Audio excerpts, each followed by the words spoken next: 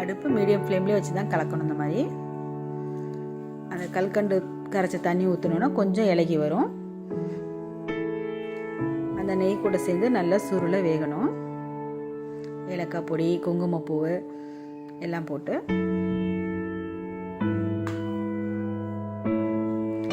இப்போ இனிப்பு தூக்கி கொடுக்கறதுக்காக நம்ம ஒரு பிஞ்ச் அளவுக்கு உப்பு போட்டுக்கிடுவோம். உப்பு போட்டு அது மேலே கொஞ்சமாக லைட்டாக தண்ணி ஊற்றிட்டு ஃபுல்லாக கலக்குங்க. அப்போ தான் நமக்கு நல்லா எல்லா இடமும் கலங்கி வரும். இல்லை ஒரு உப்பு ஒரு பக்கமாக தங்கிடும்.